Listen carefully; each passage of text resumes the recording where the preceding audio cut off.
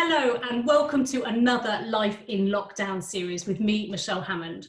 I'm absolutely delighted today to be joined by Clare Dickens, MD of Totally UK. Welcome to the series, Clare. Thanks, Michelle. Lovely to see you. Lovely to see you too. How are you coping with life in lockdown? It's all good. I have to say the sun is shining. It's been very kind to us, hasn't it, weather-wise? Sky is blue. It's been lovely actually to kind of watch nature unfold out of my office window at home. Yeah, happy days. We're all fit and well. So yeah, all good. That's all we can ask for. That's all Absolutely. Absolutely. Amazing. Well, listen, thank you again so much for joining us. Tell us a little bit more about you. For those that haven't yet had the pleasure, who are you? Who is Clare Dickens? Clare Dickens. I am wife to Simon. We've been together for about 20 years. Mum to Georgia May, or GM. She is about to turn 8. And I've been in the spa industry for the last 20 something years. Lost count now, not counting anymore. Kind of fell into the industry early days. I really wanted to sort of work with people. That's kind of a massive sort of passion of mine. And I was working a lot with a girl at the time who was teaching aerobics and things, and she said, actually, you know, why don't you do the course I did? It was all about sort of health and fitness, wellness, and also kind of treatment aspect too. And yeah, kind of very sort of kind of fell into it really. Ended up doing the course, loved it, really enjoyed sort of learning the body and how it works. Did sort of personal training, aerobics, kind of full sort of aspect of treatments. And then I was really lucky to get a work placement at Nirvana Spa, which at the time was a private members club, very small, kind of pretty much unheard of. But I was fortunate. I got a job there kind of as I sort of finished my my college course, and as I grew, it grew. So it then sort of added on to, you know, sort of a facility, added on pools. They then sort of worked on their day spa membership, and there's kind of a few of us that are in the industry that kind of sort of piloted kind of day spa and what did that look like for people coming in outside of being a member, which in these days it just sounds crazy that we didn't have those kind of facilities. But then it was really sort of quite a new thing. They were quite an innovative sort of family that ran Nirvana, and still do. And yeah, that's kind of how I sort of began really, and absolutely loved it. You know, I come from a family of builders, so for them it was kind of mad, you know, what are you doing, you know, it just seems so sort of alien. But you know, I remember having a conversation with my dad, you know, and I said to him, do you know what, it's just kind of what you do.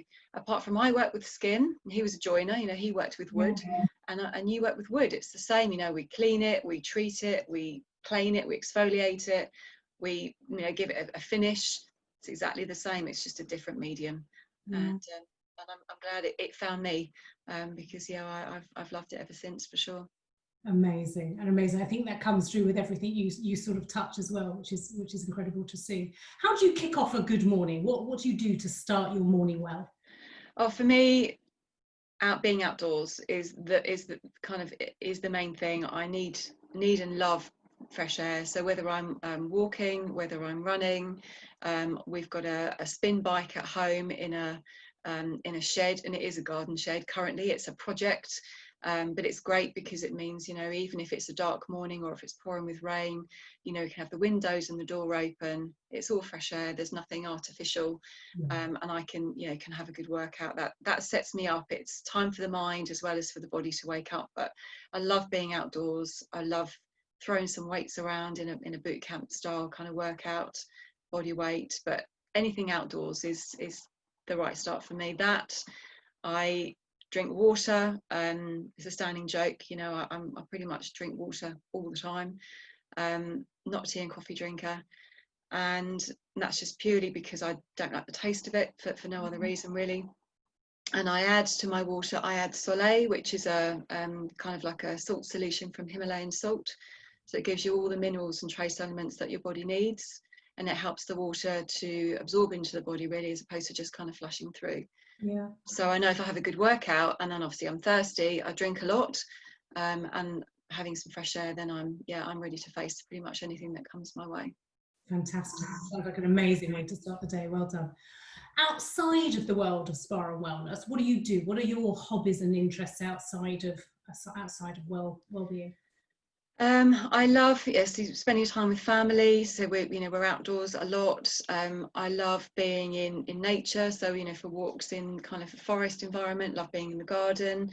I love photography actually as well. And I've kind of taken up more of that with, sort of social media and having access to, cameras on our phones and things. So I love architecture.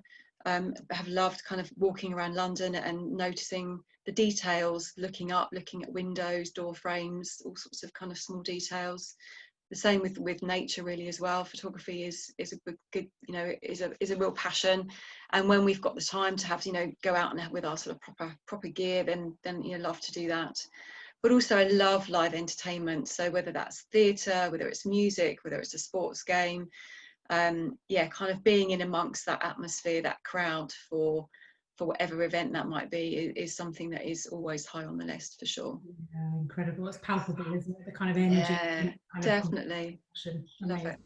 What makes you laugh? What makes you properly giggle to your belly? It's people. I'm a real people's person. I love being in and around people, and that kind of observational humour I love. When we lived overseas, we craved for kind of like a real sort of British humour, and we were buying box sets of Only Fools and Horses and 40 Towers and things, so we could have a really good kind of a good laugh. And I would still kind of stop and on that if I was flicking through that the channel, it would still draw me in.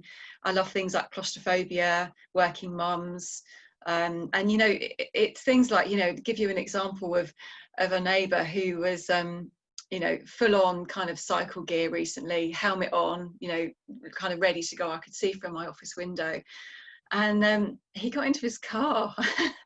We were there on his bike, and I was the moment where it registered that actually he'd obviously just automatic pilot got in the car. Well, the tears, I absolutely, even now I could go back into that, my whole body just hysterics, just that split second of you could see it, the light bulb of like, oh yeah, this is not right, as the helmet kind of clonked on top of the car. Hilarious. So that really gets me. Observational humour is all the way. Amazing, fantastic. We know you're the MD now of Totally UK. Well done, congratulations. Lovely to see you in that role. What does it involve for you? I mean, it's early grounds, I know, and of course, steering COVID-19 is priority. But definitely, and it's been an interesting few weeks. Of course, I started literally at the beginning of March, so kind of it was already kind of changing at that point. But really, it's a very varied role. Of course, we've got specialists in their team for sales, for training, for sort of marketing, e-commerce. We work with different brands. Obviously, we've got Germain de Cappuccini, Universal Contour Wrap, London Spa Company. It's a mix very much of supporting the trade business, so you're supporting and growing that, looking at e-commerce and how we can develop that, supporting the teams. I'm really lucky in my career that I've worked in lots of different aspects of the industry. First and foremost, I'm a therapist. I'm hands-on. I'm used to working in operations as well, with managing businesses and groups of spas. Training, I spent a lot of time in training as well, and then of course more recently kind of more on the commercial sort of side of things. So I'm really sort of passionate about the industry as a whole, and for us all to be able to share best practice, sharing information between the team, inspiring them to be empowered and to be able to do things differently, to be creative. And of course, there's nothing more important in this type of day and age, really, in terms of being creative and being innovative and making suggestions about, hey, what about trying this? We don't know until we do it. So we've done lots of different things with lockdown, early stages in terms of supporting our trade accounts. First and foremost, we want them to be there for us when we reopen the doors. We've put together treat yourself professional kits that they can sell on to their clients, but also we've provided them with the material that they need to put on their social media, because not all of them have a big marketing department, and they might not even have access to that, even if they maybe have done in the past.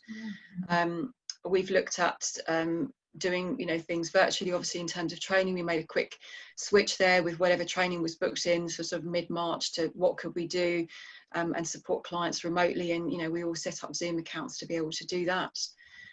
Similarly, we went into production for hand sanitizer very early on. We produce our own product for London Spa Company anyway. We had access to packaging, which has been in very short supply. So we were very fortunate that we had a good stock of that. And with, you know, sort of people that I've worked with in the past, you know, it was a couple of phone calls to say, we'd love to do this, can you help? And then collaboration to very quickly sort of go into production. So yeah, really looking forward to getting delivery of that this week, so that we can obviously again sort of support our trade partners with having access to material that they might not been able to get. Okay. But also just not looking at that kind of aggressive alcohol-based hand sanitizer. Actually, we've looked at adding in some beautiful essential oils which have the added properties, but also the kind and gentle aspect to skin, things like glycerine, which will help to support the kind of the moisture levels in skin too. So we've looked at it in a maybe a slightly different way from just the general hand sanitizer that, you know, we've used to seeing in the past. So yeah, a roundabout maybe answer to your question, but it's so varied in everything that we do. You know, I might have a day that's more focused on maybe training somebody newer to the team, for them to shift from maybe being consumer based to maybe sort of dealing with trade, working at, you know, emails with consumers. You know, what do they see, what motivates them to buy, what information do they need, through to who's cleaning the office, how are they cleaning it, who's emptying the bins, and why haven't they done it properly and on time. So it's a whole array of different things, but that's what I love the variety that the industry brings, really. Yeah, amazing. And what's the best part? If you could kind of say, yeah, more of that, please. What's the best part of your role? What do you enjoy doing? So difficult to pick. I think for me, it is that kind of mentoring and coaching aspect. I've done a lot of coaching in the past, and, you know, I love being able to share, really, to share the knowledge. The variety is a big thing, but it's the people. You know, if you can't share what you know and learn from the people that you're with, then yeah, it doesn't have that same kind of passion and energy for me, really. Amazing. And what are the challenges? I mean, obviously COVID-19 apart, from an Yeah, interview, what are the things that kind of challenge you the most? I guess it's time management, it's prioritizing. You know, I'll always start with, I'm a real list person. So, you know, I've got a notebook that goes everywhere with me. It's always a black notebook. I've then got lists as well, and I've now got, I can see on my desk here, you know, I've now got, you know, lists upon lists. And I always start with a very clear intention of, okay, well, this is the priority for today. But of course the phone rings and then something else happens. So I like to make sure that I've got through, obviously, major priorities, whatever happens, any fires have been fought for the day, but also started to progress and develop things along the way as well. So you're kind of moving one step forward with other projects too, rather than just focusing on the fires all the time. So it's very much about time, having that sense of satisfaction. I think at the end of the day, to feel like you've actually accomplished something, or you've helped somebody get to kind of the next part of their journey. Yeah, absolutely. Yeah, I mean, there's nothing more motivating than feeling like you've took a step forward, is there? And yeah, absolutely. And I think for most of us, you know, time is the challenge, isn't it? You know, we've got, I can see on my desk, you know, 2 phones, a laptop, an iPad, lists, books, all sorts, and who knows what emails are coming in right here, right now. So it's prioritizing, yeah, definitely, and being kind, I think, to myself as well as to others as well, to realize that, you know, you very rarely start the day with a blank page of what shall I do today. That I can't ever think back to that at all. So yeah, it's being kind as well, I think. yeah, absolutely. And as you're saying, most importantly to yourself first, because, you know, if it doesn't start there, then when? You're stressed, you're angry, you're upset. How do you deal with those emotions? How do you change the state or kind of work through those types of emotions? I think for me, like the alarm bells are that I swear. That's kind of like, okay, right, stuff's going on. I've got stress here building up. I cope with stress quite well. I think I can deal with a lot, but I notice that I start to swear, and then, you know, in a work environment at times, certainly in a private environment, and it's like, okay, that's when I hear myself doing that, then I know that I kind of need to readdress things.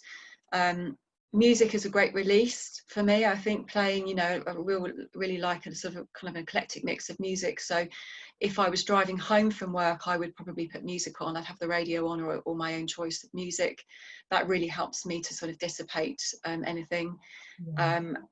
And yeah, I think, you know, good conversation. My husband's a great sort of sounding board.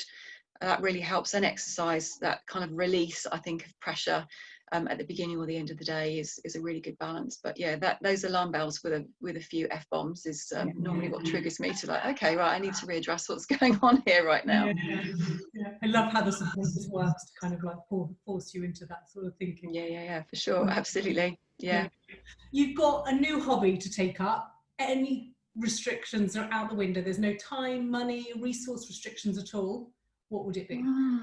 God, you know, it's really interesting, because the first thing that came to mind, it's not a new hobby, is horse riding. You know, I did horse riding when I was a kid, and I really love it. I think for me, yeah, to have the time to be with horses, not just physically to get on the horse and go, but actually to take care of them, to groom them, to you know, to clean the tack. It's just, I love that. Again, it's an outdoors thing for me, but that sense of freedom then when you get on and you go, and it's like being in the best four-wheel drive anything, because they'll go over anything, they'll go through anything.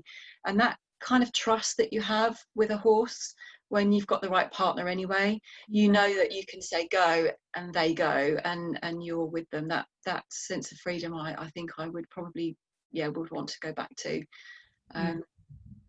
Yeah, I think over and above anything else, that would be where I'm at.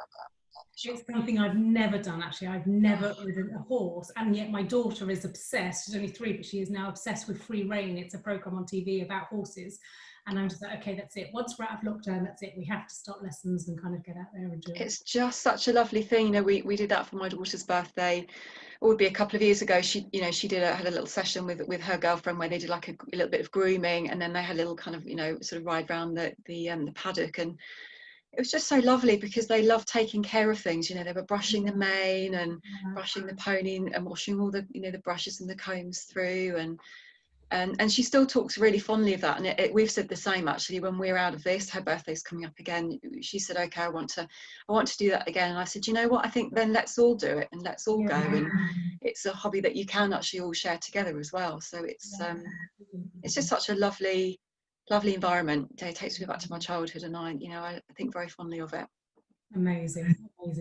You can go somewhere in the world that you've never been.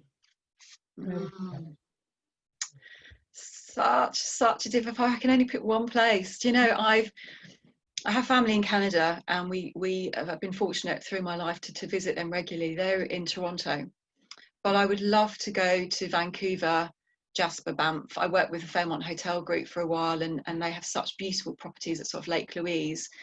I would love to see that part of Canada. We've never sort of made it over that way, but equally, I'd love to go to Thailand. I'd love to go to Chile. India, so many places still to go and visit. So anywhere. I love to travel. I love the experience of not knowing what's around the corner.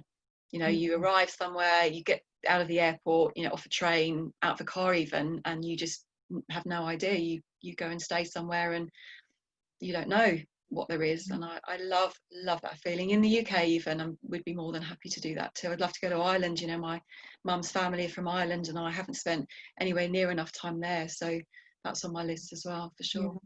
Yeah, I think travel is going to be a big thing, isn't it, as kind of lockdown comes out, as more people are sort of thinking, actually it's those kind of privileges and opportunities we maybe took for granted, that, well, we can go whenever we want, so we'll get there one day. And now people are hopefully going to reframe and think, well, actually, just in case, actually, where is important, and where can I go? Definitely. And I think, you know, we lived overseas for quite a few years, and we moved back, obviously, for, you know, for family first and foremost, but also to be able to go to Europe, because there's so much in terms of changes of culture. You know, as I say, I love architecture, food, of course, you know, we love food too. So the thought of being able to go to Italy and go and explore, you know, those sort of places. There's lots of places in the UK that we haven't seen that I'd want to see more of too. So yeah, happy to jump in the car, and that's part of what I've loved with, you know, with my role, is traveling around and you know, seeing different parts of the country and beautiful hotels. Very lucky. Yes. Yeah, it's not a bad industry, is it, when we're staying in No, not at all. lovely hotels and beautiful places that are dedicated to our well-being. It's Yeah, not a bad playground to sort of play in. yeah, very So, lucky. are you most typically early or late as a person? I'm an early bird, so I always wake up early. Even if I go to bed late, I'm programmed to be up with the larks. But I would say with work, I'm early. Yeah. I'm always very well prepared. I'm always somewhere in advance, loads of time, particularly if I'm, using public transport or I'm driving. But when it's home life, personal life, I tend to be on the side of late, Okay. because I think, oh, I'll just do this before I go. I'll just do this before I go, and then I'm like, I have to go now. So I'm a bit of both. But yeah, I don't like to have a schedule at weekends. I think that's what it is. Yes. I kind of just like to kind of go with the flow and organically, be impulsive and say, yeah, let's go and do this. And I don't know if that comes from, years of being a therapist and having to be on time and be very punctual for clients and clock watch. And just when I get to weekends, it's like, I don't want to know. So, Yeah, it makes sense, doesn't it? Having that balance, doesn't it? If you're so scheduled in one part of your life, to be able to be so unscheduled or more flexible and yeah, free in another yeah. part. I think that's nice. We have to kind of feed the kind of the light and the dark, don't The we? balance, the yin and the yang, Yeah. absolutely. What's the best single day on the calendar for you? Christmas Eve. Nice. That feeling of, I love Christmas anyway. I love the lights and all the decorations, and yeah, I think Christmas Eve, it's always been good. It's always been a good day. All of my life, I loved working on Christmas Eve as a therapist. And get home, and my family would be all around the table. They all would have arrived at my parents at that point.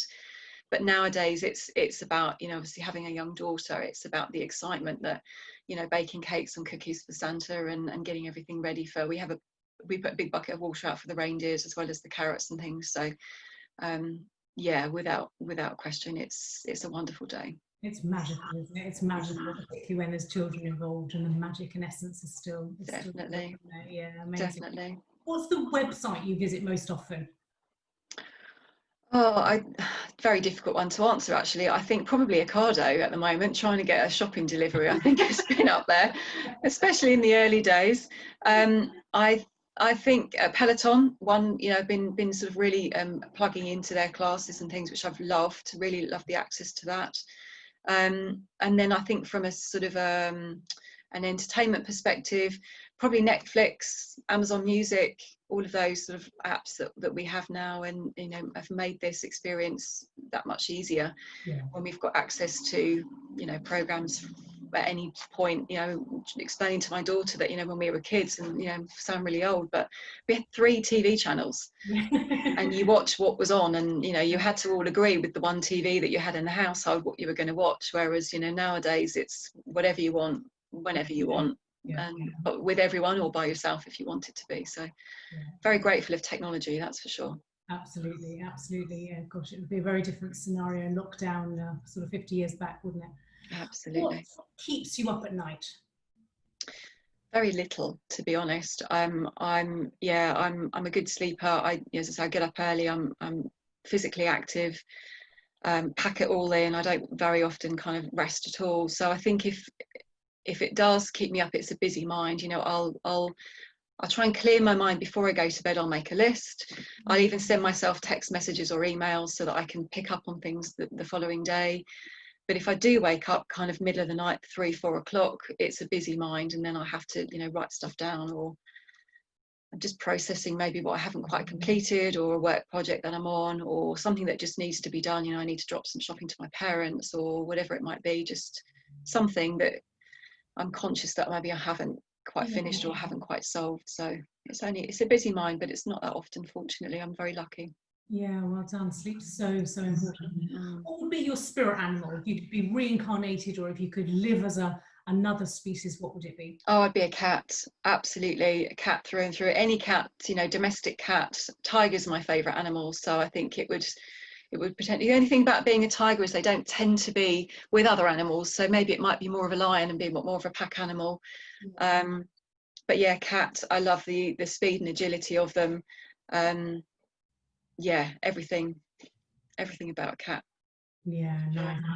Tiger's my favourite too. What's the furthest you've ever been from home? South Island of New Zealand, I would say. We were lucky enough to live there for several years, and we went down. We didn't go right down to the very bottom. We didn't do Invercargill, but we went down as far as Milford Sound, which was just out of this world. Beautiful. So yeah, that's the furthest away from home right now. Beautiful. Sounds amazing. You go to your favourite restaurant. What do you order to eat and drink?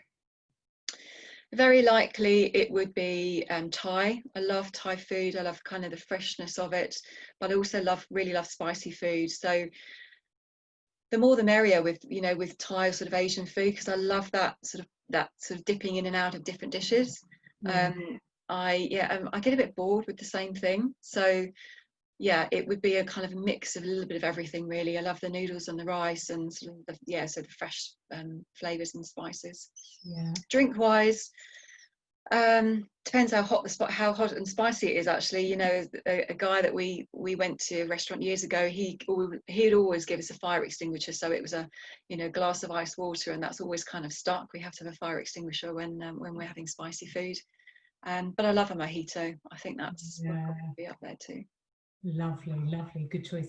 What's your favourite all-time fragrance? Oh, that's a really, really difficult question to answer actually. I came into fragrance very late on. I think being as a sort of therapist and aromatherapist for years, I tended to step away from wearing any fragrance myself.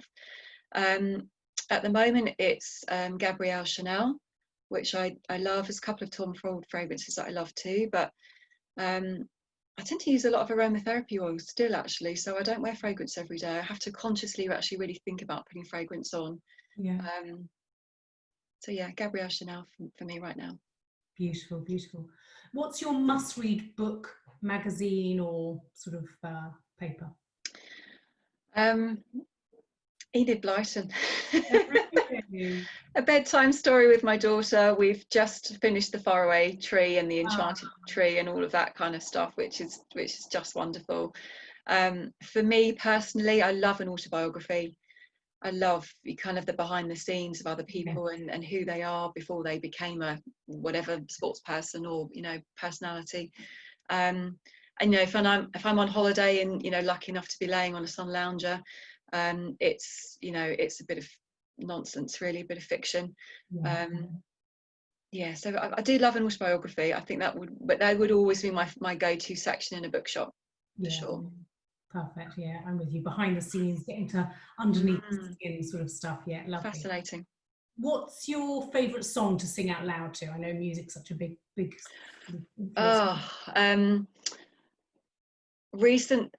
workouts, recent playlists. Right Here, Right Now, Fatboy Slim was just so of the moment. Footloose actually is another one, kind of an old school tune that always gets us going. Dancing around the kitchen to that, and Stop the Flame, Celeste, Stop the Flame, which is there's so many. I could never pick one favourite artist. It just depends what mood I'm in and what I'm doing really, to be honest, as well. Yeah, I was going to say that plays such a big part, doesn't it? The context of kind of and what you're trying to achieve with love music. It's so important. Footloose classic. I'm still trying to get my other half to watch it as a kind of movie. He's never seen it. I'm like, how can you have got through your life and never watched Footloose? I watched they did a sort of a newer version of it. I don't know when that was, but that came up actually on one of the you know, Netflix or Amazon or something fairly recently, and I watched that, and it wasn't like the original, but it was still good. I like that era, so it's good fun. Nice. What's your favourite film of all time? Again, I think thinking of eras, kind of, I think Dirty Dancing would have to be up there. Love the soundtrack for that, and still, you know, when that comes on at times, I still love it. But otherwise, it would be a real sort of period drama. I love, again, A True Story. So that, again, that would be my go-to. You know, years ago I was sort of sitting in the movies with my husband and his brother actually at the time, and you know, whatever latest big, you know, blockbuster was on with blood and gore and fighting and shooting, and I just pretty much sat there with my eyes closed and my hands over my ears. I just said, like, I'm never doing this again, never ever. It's not what I want to fill my head with. It's not fun. It's not, Yeah, I love, yeah, Victoria, when they did this, they did the story of Victorian Yeah. album. I mean, that was just wonderful. So Breathtaking. yeah, love it. Yeah, I'm with you. I have to say, I'm not good with anything blood, gore, or that. I don't want to fill my head. I'm like, no, my head's crazy enough. I definitely Yeah, don't yeah. go crazy into. My imagination just runs away with me, and I can't walk past a dark window or something. I can't, yeah, I'm too old to be thinking like that. I don't want to do that anymore. Yeah, no, I've got to grown up for my children and stop the irrational fears of their Yeah, absolutely, definitely. I've got to be the grown up here. Yeah. Your guiltiest TV pleasure at the minute. What have you binge watched recently? Oh, do you know, the series Working Mums, Okay. just hilarious, just love it. Just again, real, it comes across very much as kind of real life with families, juggling all sorts, work and kids and just life. And I have to say, I'm always very disappointed when that series, I can get through that quite quickly because they're quite short episodes, and it's like, oh, it's done already, we've got to wait such a long time for a new one. So yeah, I've enjoyed that recently. They've just released a new series. Yeah, amazing. And talking about irrational fears, do you have any? Yeah, I do. It's not irrational to me at all, but I don't like having my feet strapped into anything. So I don't like ice skates, roller skates, or skis, or even cycle. When you clip your feet into a bike. Yeah. So I don't mind on a static bike. That's fine, and I wear spin shoes if I'm spinning, but I haven't got my head around that, so consequently I've never skied, which I think I would love, because I love the outdoors, love the kind of the physicality of it, but actually to have my feet strapped in and not be able to just get off, jump out, Yeah. I don't know where that comes from, but I've always had it. Ice skating, roller skating, as a kid, going to birthdays and things. I did it, but I really, now I actually feel like my hands are a bit clammy, and I can feel kind of like a churning in my body, even just thinking about it, as I'm barefoot currently. The thought of putting my feet in shoes and stuff's fine, no worries. But yeah, I don't know where that comes from, but I don't like the thought of it at all. Incredible. It's amazing how it has such a physiological impact. Yeah, I can really, I feel like I'm almost shaking. Yeah. Yeah, weird. Right, let's get you out of that mindset. Yeah, let's go somewhere else. Where do you go to completely relax, to feel completely content, and when nobody wants anything or needs anything from you, you can just. Oh, do you know that's my biggest challenge, is to switch off. I'm 100% into something, whether it's full on workout and I have to be sweating buckets, or I full on with work, or full on with any project that I'm in. I'm very much a kind of completer finisher. The relaxation stage is the bit in the middle I've not been very good at. I sleep well, as I said. Yeah. What I've invested in, actually, a great present I had for Christmas was a shark tea mat. I'm not sure how you pronounce it, but essentially it's a soft cushion mat with little plastic discs on. It's almost like laying on a bed of nails, essentially. And it sounds crazy, but we've kind of built up the tolerance to that. I've now got it set up permanently, and laying on that, I fall asleep. Yeah. Absolutely fall asleep. I've listened to Peloton meditation, which has been great too, to really help focus the mind, and some sort of chill out vibes as well, which some different sort of tunes I've found. I've made a point of discovering, and I've got an LED light mask. So actually, it's a combination of all of those things. Actually, I can't hear anything else. I can't look at anything else. I'm being tortured on this bed of nails. It's not that comfortable to get up quickly. But I find if I do those things, it's almost I'm giving myself permission to go somewhere and shut the door. I'm doing something. Yeah.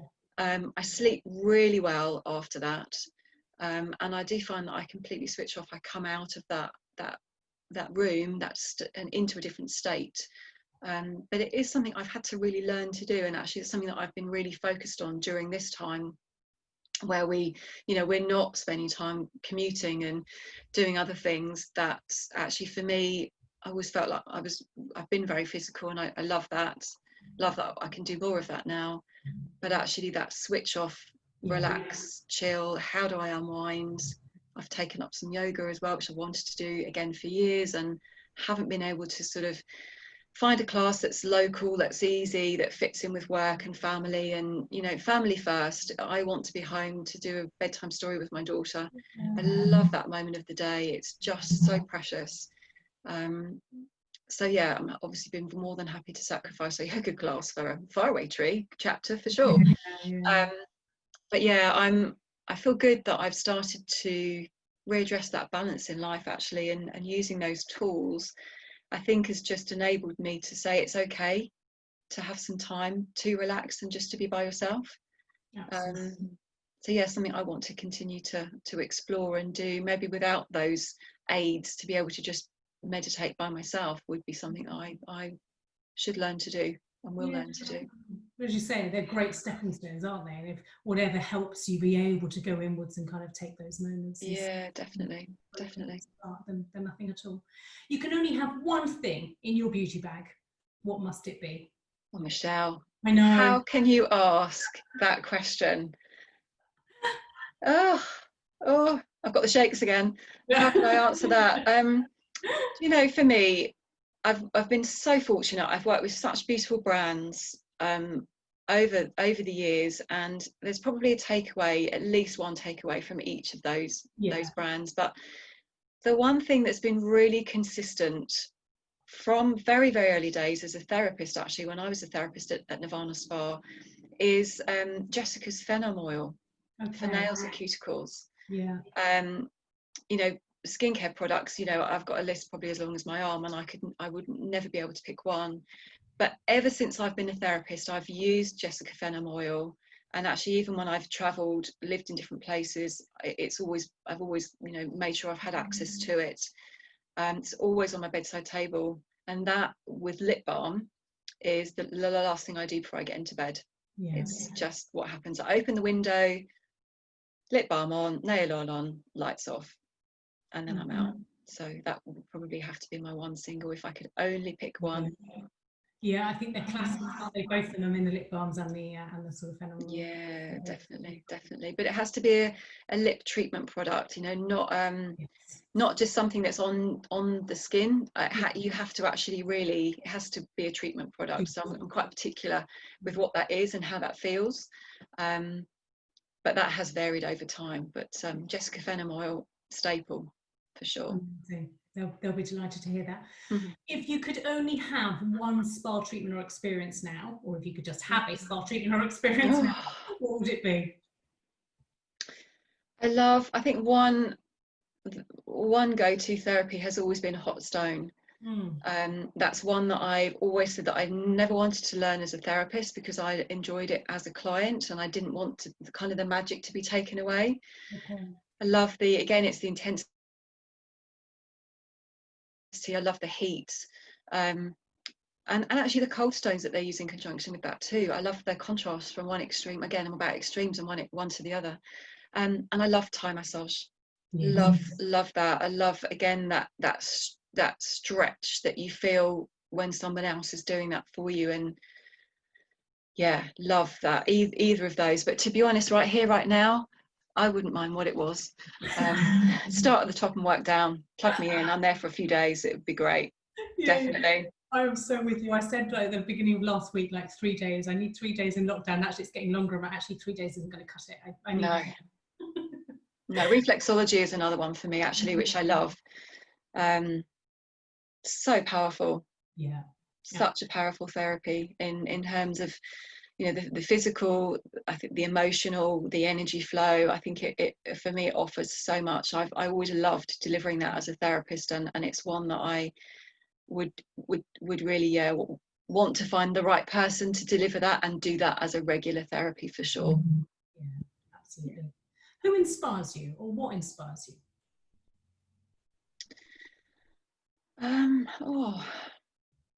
One person I think in my career that inspired me so very much early on as a therapist was Geraldine Howard.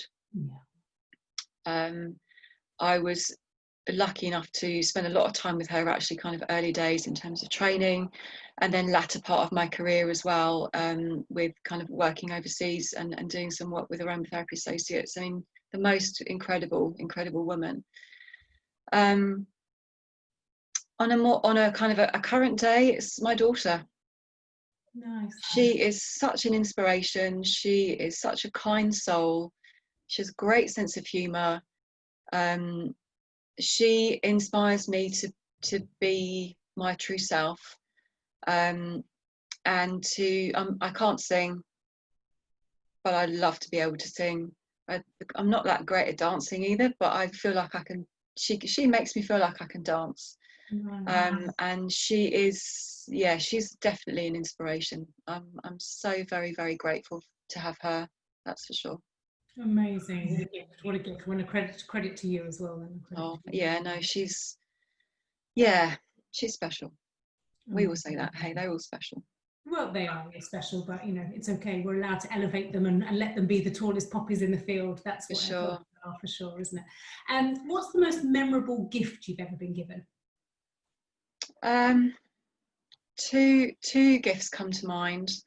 The first was from a lady that I worked with years ago. I was working in the training school at Gino then, and my colleague gave me a Swarovski crystal globe, just a little globe, and she said if I had that, I'd always have the world.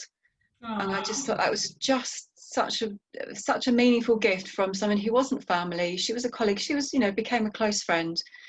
But yeah, very, very thoughtful. And it was quite an emotional moment between the two of us, actually. That was wonderful.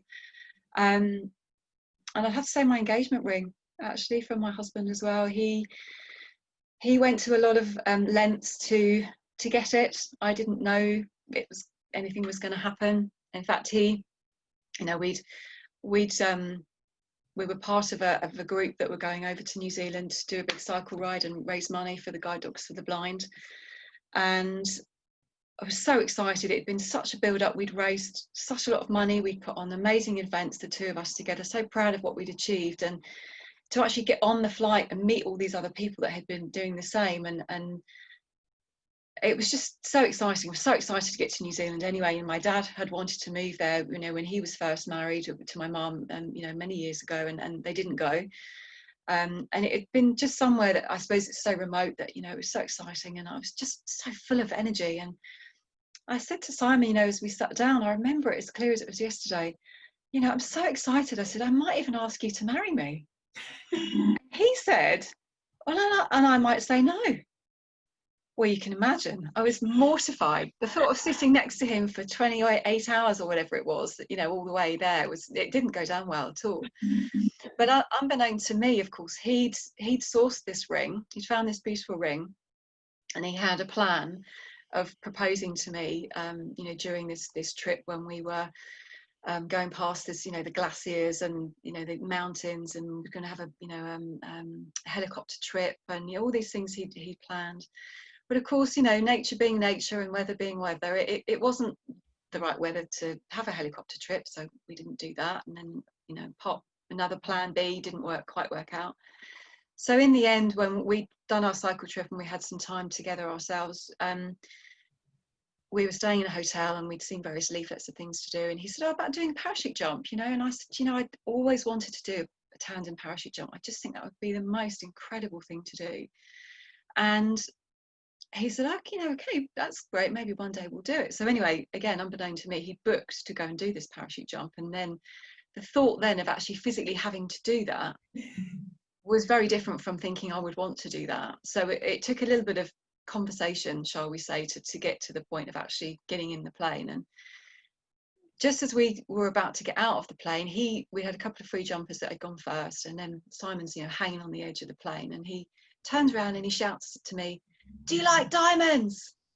I'm like, what do you say? Because it was obviously really loud. The last thing I was thinking of, again, I'm sweating just thinking about jumping out of a plane. And we got down to the ground. He got down obviously first, come over with the ring and proposed, and the answer was yes. But the unfortunate thing for me is I get very motion sick. So because the guides knew what we were doing, he spiraled me to get me down to the ground really quickly. So it was like going around in a corkscrew. So I mean, beautiful views of what we saw on the way down, but I was nauseous and as green could be. So by the time I got to the ground, all I wanted to do was just lay on the ground. So yeah, it has obviously a very significant memory going forward, but the whole kind of process, the whole build up to that, and his planning and organisation for wanting to do something so different, it's a classic Simon move, and it was amazing. Absolutely amazing story to tell our grandkids, that's for sure. Yeah, exactly. That's it. And that's what makes it so memorable, isn't it? Is those types of the stories that have attached absolutely. The thought that had gone into, yeah, because I didn't know, and of course then he tried to deflect me on the plane, say, well, I might say no, and thinking, gosh, what do you have to say that for? Yeah, absolutely. I don't even know where it came from. It wasn't something we'd even really talked about. I was just so excited. Bursting. So I love it. What's the worst and best piece of advice you've ever been given? Oh, do you know, someone said to me years ago, what is the best and the worst thing? Oh, my mind's gone blank. Someone said to me, there's no future in it, as in going into this industry. There's no future in it. You know, you need to kind of get a proper job. And I would say right here, right now, that was by far the worst I'd ever, for sure. Quite happy with the decision I made and stuck to my guts. Yeah. And in terms of the best advice, I think it was, if you don't go, you'll never know. And that was really when we were first talking about sort of moving overseas. And it was, you know, if you don't do it, you never know. So you just have to kind of get on with it. And what was the worst that would happen? Well, you come home again. So, you know, you kind of work it out as you go along. And I think, you know, my thought process was, to just go with it. You know, you can ask people, you know, it was in the days really where we didn't, Skype was very early, and, you know, we didn't do that. It was a few long distance phone calls, and a few emails. Even that wasn't kind of the norm at that time. Certainly nothing like it is now. And, you know, the quick flick of a WhatsApp call on a phone or whatever, it was quite a different undertaking. But yeah, I'm so glad that we did. It was the best thing for sure. We came back for family. You know, certain reasons as to, you know, why we did that. But we were away for about, I don't know, 8, 9, no, probably longer. 10, maybe 10 years or so. Yeah. And fabulous life experience, different cultures, you know, just meeting with different people. So yeah, it would definitely be the same, although it will be very challenging to say that to my daughter. But yeah, if you don't go, you never know, that's for sure. Yeah. Lovely. I was going to say, I think that's the problem when you become a parent as well, isn't it? The advice that might have been great and liberated you is not the advice. I mean, I moved out home very young, and I kind of just up sticks to move to different countries. And now I'm like, I really hope my children follow my husband and not me. Yeah. We just want to stay close to home. Yeah, absolutely. Or we'll all go. Exactly that. Yeah, absolutely. We'll all go together. Yeah. But no, amazing advice, and obviously opportunities, as you said, you know, you wouldn't have known, would you? You've now known what it's like to live there for 10 years and to try life, and for sure. You know, experiences you can't buy. They say everyone has a book in them. What would yours be about? I've written various sort of blogs and articles for magazines over the years, and I love writing. I think for me, the most significant calling I've had to write a book was actually the morning of my dad's funeral. And I'd come back, literally just come back from New Zealand for his funeral, and I went on a walk, as I do. I tend to, you know, a walk and a talk, or a walk by myself is normally the right thing to do. And I did the usual walk that I had done for years from my mum's house, years and years, and it was just bizarre. I had so many signs come through that morning, from an acorn falling on my head, which was just random, My dad was a joiner, he worked a lot with wood. Wow. To seeing various trucks with different sign writing on, which was all kind of reflective of him. And I saw 13 dogs on that walk. My dad was born on the 13th, he died on the 13th, he had a dog. We always went walking together. And for me, I've always had the title now, The Walk of the 13 Dogs, because there was a lot going on in that walk. And it's something that when the time's right, it will unfold. But yeah, it was very, very, obviously it was a very significant day, but it kind of, there was some sort of comfort in what I was experiencing at that time. Yeah. He was letting you know he was okay. Yeah. Yeah, it's that's what it will be on the bookshelf one day. Amazing. Well, I look forward to reading that. Sounds like an amazing sort of amazing way to communicate and an amazing story to. Yeah, it was. Yeah, I did write it when I got back. I wrote this. I've written down sort of odd things because it was just, you might say, oh, going for a walk and seeing dogs. Okay, you do that all the time. But the time of the day that I went to see 13, bearing in mind I've been in that area for years as a kid and various other times, and it just had never happened. And it was just I don't know, whatever people's beliefs are. I don't really know what what I believe at times, but something was telling me something that day, whatever it was, however it was happening, I don't know, imagination maybe, but it made the rest of the day that much easier for me to cope with, that's for sure. And I think sometimes we have to just know those feelings, that inner sense of that message, and listen to it and let logic and our conscious mind just shut off. And I think sometimes we can overthink, can't we? We can overthink definitely. Whether it was or wasn't or whatever, just actually feel it. And in your feeling, in your gut that it was not just seeing 13 dogs. It was comfort for me, and that's what I needed right at that moment. So amazing. Well, as I say, we look forward to that book for sure. Since life in lockdown, what has been the bizarrest, almost craziest thing you've found yourself doing? Oh, ripped out a kitchen, knocked down a wall. Yeah, in my other life, when I don't look like this, and I'm not in the spa world, and I think this is why I was said there's no future in it. Beauty, it's just so different.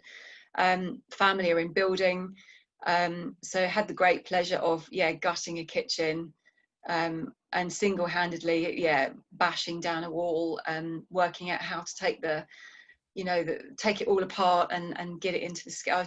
It was just fabulous. That was fairly early days actually, so probably towards the end of March, and it was a good. I get nicknamed Sandy Sander when I'm not when I'm not at work. I love it. I love building, furniture restoration, woodwork.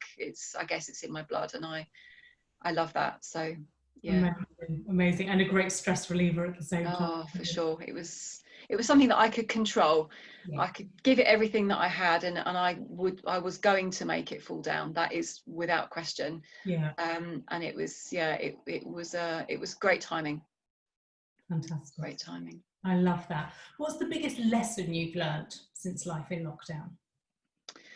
I think it's reaffirmed really that we just don't need much. It's all about company, shelter, food, and actually nothing else really matters. I think we all live in such a materialistic society that it's made us realise that actually it doesn't matter what car you've got parked on the drive, it doesn't matter really where you live, it doesn't matter what holiday you had booked this year, or what clothes you're wearing, if you don't have the right people close to you. Good quality food, very grateful to have access to that, and a comfortable roof over our head, and actually that's all that counts. Absolutely. I think we've all learned those sorts of lessons, haven't we? Simple sort of life, and less is more, for sure. Back to basics really, isn't it? I think. Absolutely. Or as my mentor always used to say, forward to basics. This would be a good start. This is true. I like that. That's So last question. What do you hope as an industry, as a sort of wider wellness industry, what do you hope we now do less of or more of as a result of what we've all learned from living life in lockdown? I think just not sweating the small stuff, really. I think, going back to sort of the previous question, we don't need much. I think being supportive of each other. I think we're so very lucky in the industry that we're in, that we are supportive of each other. You know, whether you're an operator, whether you're a supplier, whether you're a technician, whatever you may be, we are so very lucky to have each other. And actually having a phone call with somebody, I've made a point, I've had a call list, I did a call list at the very, very beginning, and I'm making a point of having a proper conversation with at least one person from that list every day. It's about putting things into perspective, and I really hope that we do all continue to keep that process. About being more grateful, really. I think, again, not traveling around at 100 miles an hour and actually doing more by foot. We've all watched kind of nature unfold. We've all taken photographs and shown, beautiful gardens or blue skies, or, fun with family, or whatever it may be, whatever, it's our pets, it's whatever, or even what we're missing. But I think we're all much more grateful of what we have in the present, and of what's important to us. Amazing. What a beautiful way to sort of end a series. That was fantastic, and I couldn't agree more. I think that's my postman. Joy of life in lockdown. Thanks to you. Yeah, we appreciate you. But yeah, amazing, Claire. And I think you're absolutely right. I mean, just changing pace and hoping people realise that sort of we have all of that within our control, don't we? To kind of slow it down, make contact and connections more meaningful, be more purposeful in our actions. And I think that's absolutely a message for us all to move forward. Thank you so much for joining me for Life in Lockdown. It's been an absolute pleasure to spend time with you, learn much more about you, and get to share that with all of our viewers, who I know will take a lot of joy and sort of insight into sort of shared. Thanks for asking me, Michelle. It's been a pleasure. Lovely to spend some time with you. Really enjoyed it. Thanks so much, darling. Good to see you. Enjoy the rest of Life in Lockdown. Love to all. Bye for now. Bye for now.